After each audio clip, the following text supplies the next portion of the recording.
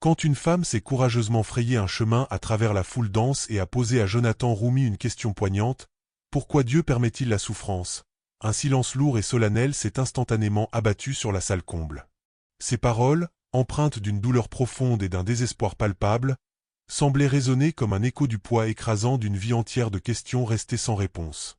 Chaque mot qu'elle prononçait vibrait avec une intensité brute, comme si elle portait en elle des années de chagrin et d'interrogations spirituelles non résolues. Mais la réponse que Jonathan Roumi a offerte en retour n'a pas seulement apaisé le cœur brisé de cette femme, elle a bouleversé, transformé et profondément marqué les âmes des 200 personnes rassemblées dans cette salle ce soir-là. Sa réponse, d'une profondeur inattendue et d'une sagesse empreinte de compassion, a fait vibrer l'auditorium d'une énergie spirituelle si puissante qu'aucun sermon, aussi éloquent soit-il, n'avait jamais réussi à susciter une telle résonance dans le cœur des présents. C'était une soirée d'automne fraîche et légèrement venteuse à Boston, dans un centre communautaire niché au cœur de la ville, où Jonathan Roumi avait été chaleureusement invité pour animer une conférence sur le thème de la foi et de l'art. Les chaises pliantes, soigneusement alignées en rangées serrées, formaient une mosaïque d'attente et d'espoir, occupée par un public varié. Des fidèles dévots, des curieux en quête de sens, et des admirateurs passionnés de The Chosen, la série où Jonathan incarne Jésus avec une humanité saisissante. Les murs en briques anciennes, ornés de vitraux modernes aux couleurs chatoyantes, captaient la lumière douce des lustres suspendus, projetant des reflets délicats qui dansaient sur les surfaces rugueuses. Cette lumière tamisée créait une atmosphère à la fois chaleureuse, presque intime, et profondément sacrée, comme si l'espace lui-même invitait à la réflexion et à la connexion spirituelle. Jonathan, vêtu d'un pull gris d'une simplicité étudiée, presque monastique, et portant sa célèbre croix en argent qui scintillait doucement sous les lumières, se tenait au centre d'une petite scène en bois. Depuis ce modeste podium, il partageait avec une sincérité désarmante des anecdotes personnelles sur son propre parcours spirituel, sur les défis et les révélations qu'il avait rencontrés en incarnant Jésus, un rôle qui avait transformé sa propre compréhension de la foi. La foule, composée de jeunes pleins d'enthousiasme et de personnes plus âgées marquées par une vie de dévotion, buvait chacune de ses paroles, captivée par son humilité authentique et sa capacité à rendre les vérités spirituelles accessibles et profondément humaines. Mais au fond de cette salle vibrante d'énergie, une femme d'une quarantaine d'années, Claire Thompson, restait enveloppée dans un silence pesant, presque tangible. Ses mains, crispées nerveusement autour de son écharpe en laine, trahissaient une tension intérieure qui semblait consumer chaque fibre de son être.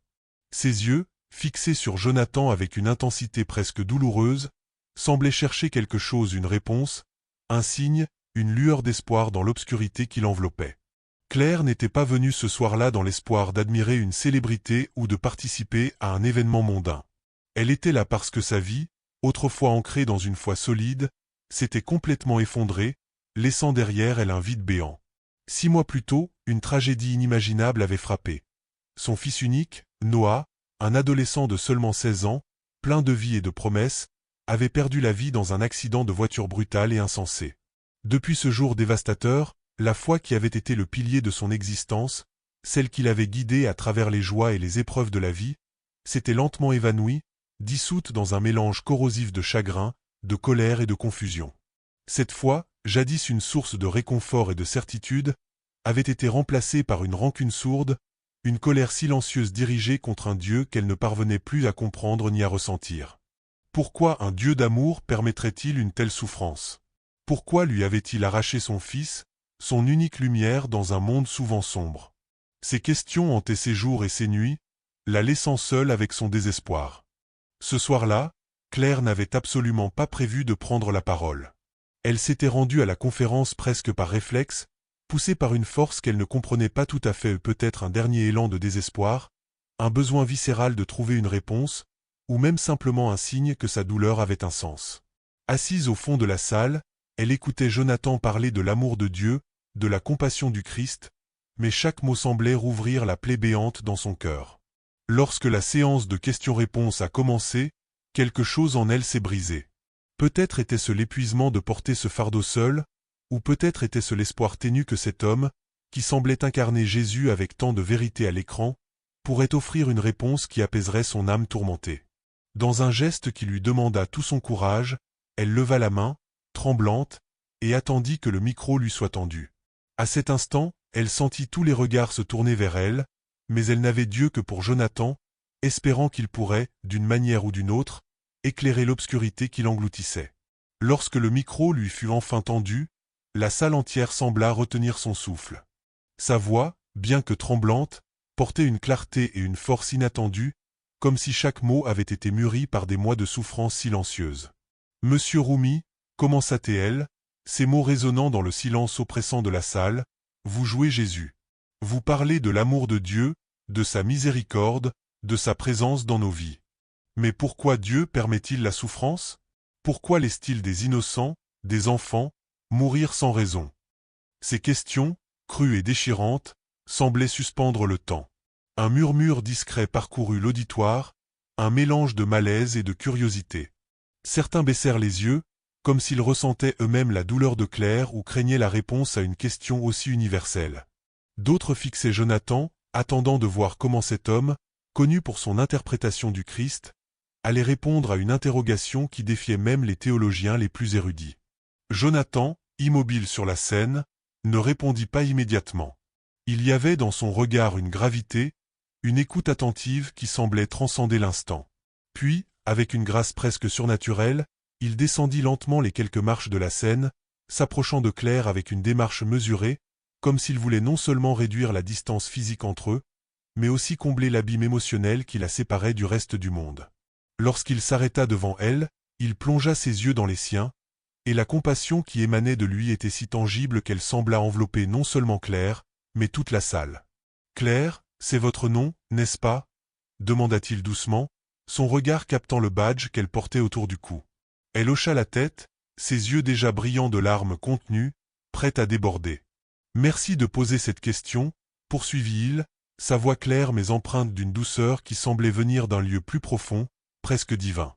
C'est une question que nous portons tous dans nos cœurs à un moment ou à un autre. Et je ne prétends pas avoir toutes les réponses. Mais puis-je vous demander ce qui vous a poussé à poser cette question ce soir » Claire hésita, son souffle court, ses mains serrant l'écharpe encore plus fort, comme si ce morceau de tissu était la seule chose qui la maintenait ancrée. Puis, dans un murmure brisé qui semblait pourtant résonner dans toute la salle, elle commença à raconter son histoire. Elle parla de Noah, son fils unique, un garçon de 16 ans plein de rêves, d'énergie et de gentillesse, fauché brutalement par un accident de voiture. Elle décrivit les nuits interminables passées à prier pour un miracle qui n'était jamais venu, les heures où elle avait supplié Dieu de lui rendre son enfant, de lui épargner cette douleur insupportable. Elle parla de la colère qui avait grandi en elle, une colère qui l'avait éloignée de l'Église, de ses amis, de tout ce qui donnait autrefois un sens à sa vie. « Si Dieu est amour, conclut-elle, sa voix se brisant sous le poids de son chagrin, pourquoi m'a-t-il pris mon fils? Pourquoi m'a-t-il laissé seul avec cette douleur ?» La salle était plongée dans un silence si profond qu'on pouvait entendre le craquement discret du plancher sous les pas d'un bénévole au fond, ou le souffle léger du vent automnal qui s'infiltrait par une fenêtre mal fermée. Jonathan, toujours debout face à Claire, s'agenouilla lentement pour se mettre à sa hauteur, un geste simple mais puissant qui rappela à beaucoup son interprétation de Jésus à l'écran, lorsqu'il s'abaissait pour rencontrer les plus vulnérables. « Claire, je ne peux pas imaginer la douleur que vous portez chaque jour, » dit-il, sa voix empreinte d'une empathie si sincère qu'elle semblait toucher chaque cœur dans la salle. « Et je ne vais pas vous offrir une réponse toute faite, parce que votre souffrance mérite mieux que des mots vides. Mais puis-je partager avec vous ce que j'ai appris en jouant Jésus, et en luttant moi-même avec ces mêmes questions ?» Lorsque le micro fut enfin tendu à Claire, un silence pesant s'abattit sur la salle, comme si le temps lui-même s'était suspendu dans l'attente de ses paroles. Chaque personne présente sembla retenir son souffle, sentant l'importance de ce moment fragile et chargé d'émotions. La voix de Claire, bien que tremblante, portait une intensité brute, une vulnérabilité qui semblait vibrer dans l'air. Chaque mot qu'elle prononçait, clair et perçant comme une lame, traversait l'auditorium avec une force qui semblait dépasser sa propre fragilité. « Monsieur Rumi, commença-t-elle, ses lèvres frémissant sous le poids de l'émotion, vous incarnez Jésus à l'écran. Vous parlez si souvent de l'amour de Dieu, de sa miséricorde infinie, de sa présence dans nos vies. Mais alors, pourquoi Dieu permet-il la souffrance? Pourquoi laisse-t-il des innocents ou des enfants, des êtres pleins de vie, mourir sans raison apparente? » Ces questions, lourdes de douleur et de désespoir, résonnaient comme un cri du cœur, un appel désespéré à comprendre un mystère qui hante l'humanité depuis des siècles. Un murmure discret, presque instinctif, parcourut l'auditoire, comme une vaguelette troublant la surface d'un lac calme. Certains spectateurs baissèrent les yeux, mal à l'aise, peut-être confrontés à leurs propres doutes ou touchés par l'écho de leur propre douleur face à des questions similaires. D'autres, au contraire, fixaient Jonathan Roumi avec une curiosité mêlée d'anticipation, leur regard rivé sur lui, impatients de voir comment cet homme, connu pour son interprétation bouleversante du Christ, répondrait à une interrogation aussi universelle, aussi déchirante, qui semblait défier toute réponse facile. Jonathan, toujours debout sur la petite scène en bois, ne répondit pas immédiatement. Il y avait dans son silence une gravité, une écoute attentive qui semblait suspendre le moment dans une sorte de sacré. Puis, avec une grâce mesurée, presque solennelle, il descendit lentement les quelques marches qui le séparaient de l'auditoire, s'approchant de Claire avec une douceur intentionnelle, comme s'il cherchait à combler non seulement la distance physique qui les séparait, mais aussi l'abîme émotionnel qui semblait engloutir cette femme brisée. Chaque pas qu'il faisait semblait calculé, non pas dans un sens théâtral, mais comme une volonté sincère de rencontrer Claire dans sa douleur, de lui offrir une présence tangible et réconfortante. La foule, suspendue à ce moment, retint collectivement son souffle, consciente qu'un échange d'une rare intensité était sur le point de se produire. Lorsqu'il s'arrêta enfin devant elle, à seulement quelques pas, il plongea ses yeux dans les siens avec une compassion si profonde, si authentique, qu'elle sembla envelopper non seulement Claire, mais l'ensemble de la salle, comme une lumière douce pénétrant un espace obscur. « Claire, c'est bien votre nom, n'est-ce pas ?» demanda-t-il avec une tendresse presque paternelle, son regard captant le badge qu'elle portait autour du cou, où son prénom était inscrit en lettres simples.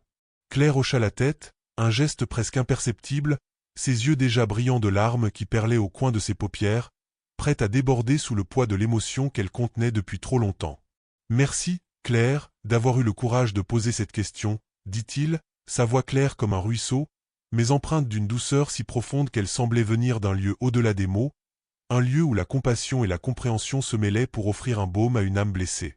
C'est une question que nous portons tous dans nos cœurs à un moment ou à un autre de notre vie, poursuivit-il, son ton reflétant une humilité sincère, comme s'il reconnaissait lui-même avoir été confronté à ce même questionnement. Et je ne prétends pas avoir toutes les réponses, car personne ne le peut face à un mystère aussi grand. Mais puis-je vous demander, avec tout le respect que je vous dois, ce qui vous a poussé à poser cette question ce soir, ici, devant nous tous ? Sa question, posée avec une délicatesse infinie, n'était pas une simple formalité. Elle portait en elle une invitation, un appel à Claire pour qu'elle partage non seulement ses mots, mais aussi la douleur qui les sous-tendait, comme s'il voulait lui offrir un espace sûr pour déposer son fardeau. Claire hésita, son souffle court et saccadé, ses mains serrant toujours son écharpe comme si ce morceau de tissu était une encre dans la tempête émotionnelle qui la traversait. Ses lèvres tremblaient, et pendant un instant, il sembla qu'elle pourrait reculer, submergée par la peur de dévoiler une douleur si intime devant une foule d'inconnus. Mais quelque chose dans le regard de Jonathan, peut-être cette compassion sans jugement, cette écoute qui semblait dire « vous êtes vu, vous êtes entendu », lui donna le courage de continuer. Dans un murmure brisé, chargé de toute la souffrance qu'elle avait portée en silence, elle commença à raconter son histoire. Elle parla de Noah, son fils unique, un adolescent de 16 ans débordant de vie, de rêve et de gentillesse, arraché à elle dans un accident de voiture tragique et insensé. Elle décrivit les nuits blanches, interminables, passées à prier avec une ferveur désespérée pour un miracle qui n'était jamais venu, pour une intervention divine qui aurait ramené son fils, ou du moins apaisé la douleur qui la consumait. Elle parla de la colère qui avait grandi en elle, une colère sourde, corrosive, qui l'avait peu à peu éloignée de l'église qu'elle fréquentait autrefois avec dévotion, de ses amis qui ne savaient pas comment la consoler, et de tout ce qui donnait jadis un sens à son existence. Si Dieu est vraiment amour, comme on me l'a toujours enseigné, conclut-elle, sa voix se brisant sous le poids d'un chagrin qui semblait infini, alors pourquoi m'a-t-il pris mon fils ? Pourquoi m'a-t-il laissé seul avec cette douleur qui ne s'en va jamais ? Chaque mot de Claire semblait suspendu dans l'air, comme une prière inachevée, un cri adressé à la fois à Jonathan et à un Dieu qu'elle ne ressentait plus. La salle, plongée dans un silence presque sacré, semblait vibrer de l'écho de sa douleur, une douleur que beaucoup dans l'auditoire reconnaissaient, même s'ils ne l'avaient pas vécue de la même manière. Les regards baissés de certains reflétaient leur propre lutte intérieure, tandis que d'autres, captivés par l'intensité du moment, attendaient la réponse de Jonathan, espérant qu'il pourrait offrir une lueur d'espoir dans cette obscurité. L'atmosphère était lourde, mais il y avait aussi une attente, une espérance fragile que ce moment pourrait apporter une forme de réconfort, non seulement à Claire, mais à tous ceux qui portaient des questions similaires dans leur cœur. La salle était plongée dans un silence si profond, si absolu, qu'on pouvait entendre le moindre craquement du vieux plancher en bois sous les pas hésitants d'un bénévole qui se déplaçait discrètement au fond de l'auditorium. Ce silence, presque palpable, semblait amplifier chaque son, chaque souffle, chaque battement de cœur dans cette pièce chargée d'émotions. C'était comme si l'espace lui-même retenait son souffle, conscient de la gravité du moment qui se déroulait. Jonathan Roumi, avec une lenteur délibérée et empreinte de révérence, s'agenouilla doucement devant Claire, son mouvement fluide et naturel rappelant à beaucoup dans l'assemblée la manière dont il incarnait Jésus à l'écran, un Jésus qui s'abaissait pour rencontrer les plus brisés, les plus vulnérables, avec une tendresse infinie. Ce geste simple, mais profondément significatif, semblait créer un pont entre lui et Claire, une connexion qui transcendait les mots. « Claire » commença-t-il, sa voix douce mais ferme, portant une empathie si sincère qu'elle semblait envelopper la femme devant lui comme une couverture réconfortante. « Je ne peux pas imaginer la douleur immense que vous portez jour après jour, une douleur qui doit peser sur votre cœur comme une pierre inamovible. Et je ne vais pas vous offrir une réponse toute faite, un cliché spirituel ou une phrase creuse, parce que votre souffrance, si profonde et si personnelle, mérite mieux que des mots simplistes qui ne pourraient jamais rendre justice à ce que vous traversez.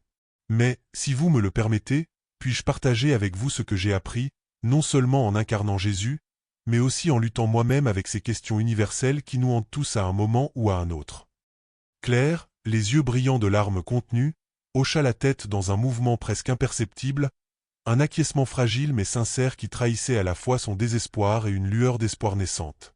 Jonathan, toujours agenouillé à sa hauteur, continua, sa voix empreinte d'une chaleur et d'une conviction qui semblaient puiser leur force dans une source bien plus profonde que lui-même. Quand j'ai commencé à jouer Jésus dans The Chosen, j'ai dû me confronter à la réalité brute et complexe de sa vie sur terre. Jésus n'a pas cherché à fuir la souffrance, ni la sienne ni celle des autres. Au contraire, il l'a embrassée pleinement, avec un courage et une compassion qui défient l'entendement.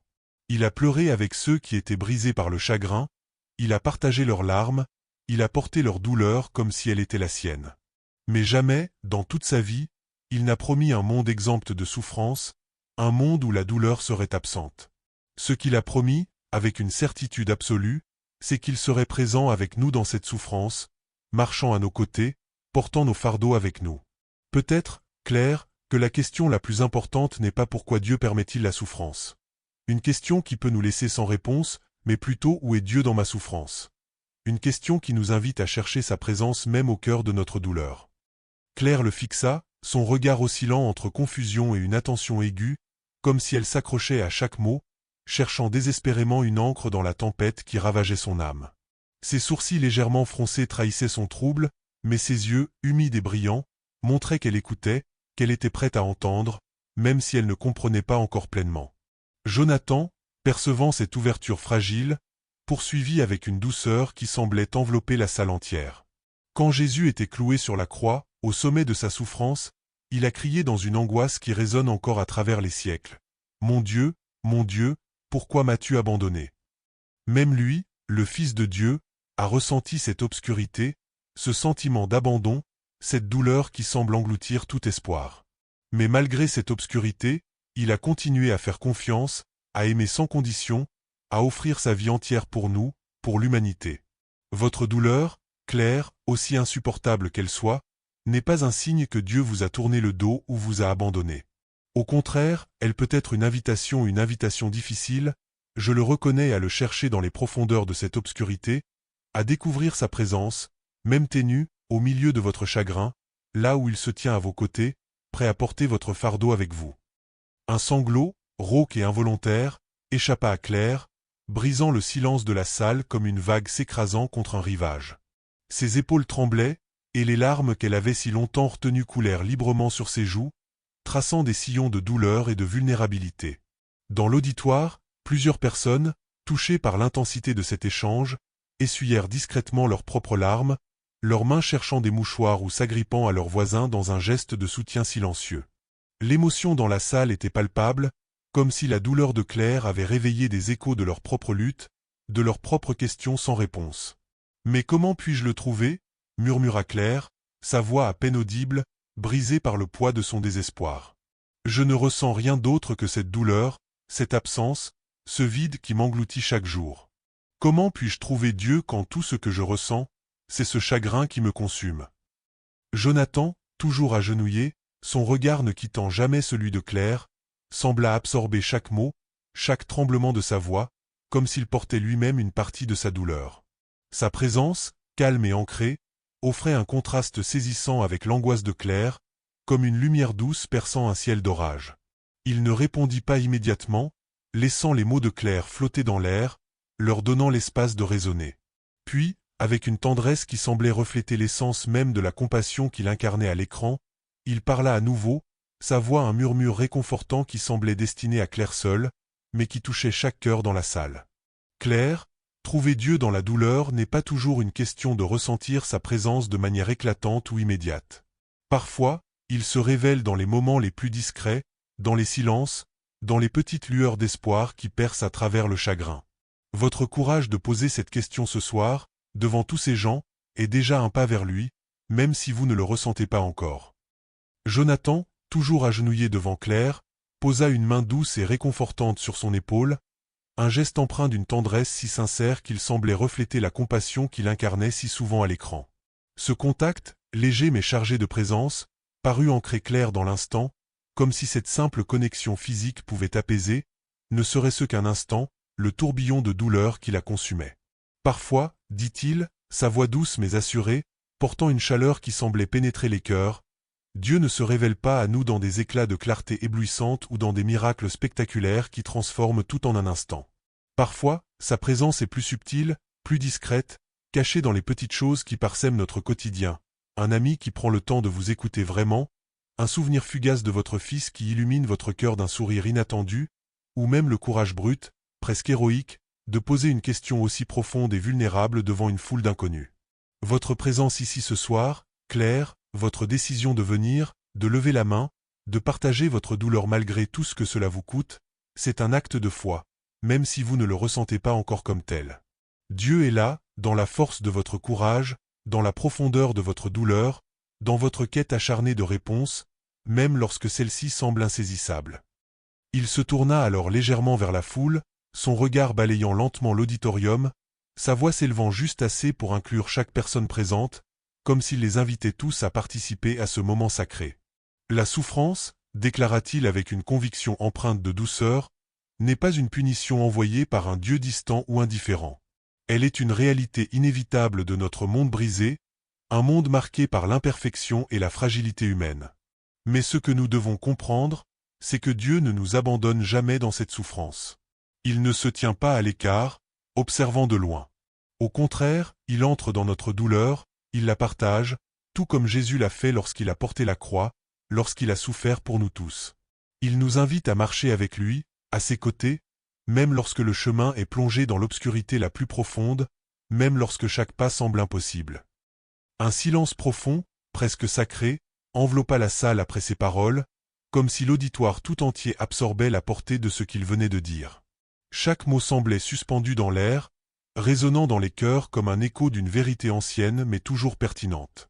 Puis, Claire, les joues trempées de larmes qui coulaient librement, traçant des sillons luisants sur son visage marqué par le chagrin, murmura d'une voix à peine audible, brisée mais empreinte d'un désir fragile, « Je veux le trouver. Je veux croire qu'il est là, même maintenant, même dans cette douleur qui ne me quitte jamais. » Ces mots, simples mais déchirants, semblaient porter tout le poids de son espoir vacillant, comme une prière chuchotée dans l'obscurité. Jonathan, toujours à ses côtés, lui adressa un sourire, ce sourire chaleureux et lumineux qui semblait porter en lui toute la lumière du monde, une lumière capable de percer les ténèbres les plus épaisses. Alors, commençons par une petite prière, juste vous et moi, proposa-t-il avec une tendresse infinie. Pas une prière pour effacer la douleur, car elle fait partie de votre chemin, mais une prière pour demander à Dieu de se révéler à vous, de vous montrer sa présence au cœur de cette douleur. D'accord ? Claire hocha la tête, un geste lent mais déterminé, ses yeux brillants de larmes mais aussi d'une lueur d'espoir naissante, comme si elle s'accrochait à cette promesse comme à une bouée dans une mer agitée. Jonathan, toujours agenouillé, ferma les yeux un instant, semblant se recueillir, puis il pria doucement, ces mots simples mais empreints d'une puissance qui semblait transcender l'ordinaire. Il demanda à Dieu d'envelopper Claire de son amour infini, de lui donner la force de porter le fardeau écrasant de son chagrin, et de lui révéler, même dans les moments les plus sombres, qu'elle n'était pas seule. Chaque mot semblait choisi avec soin, comme s'il était guidé par une inspiration plus grande que lui. La foule entière, touchée par la sincérité de cette prière, sembla se joindre à eux dans un murmure collectif, un élan de soutien et d'espoir qui vibrait dans l'air, unissant les cœurs dans une communion silencieuse.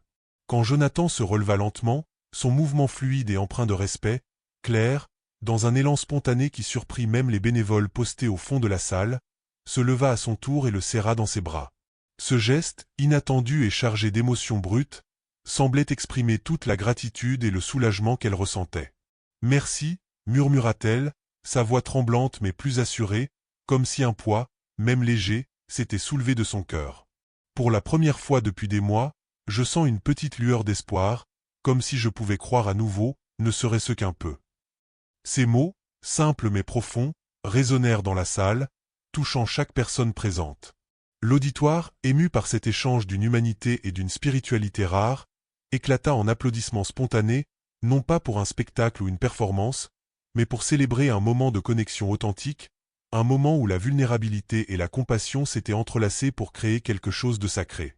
Une femme au premier rang, les yeux encore humides, se pencha vers son amie et murmura avec une voix émue. « Je ne suis pas venu ici ce soir dans l'idée de pleurer, mais ce moment, cette rencontre entre Claire et Jonathan, m'a rappelé pourquoi je continue à croire, même lorsque tout semble sombre. » Alors que la soirée touchait à sa fin, Jonathan remonta sur la petite scène en bois, son pas assuré mais empreint d'une humilité qui semblait ancrer chaque mot qu'il prononçait.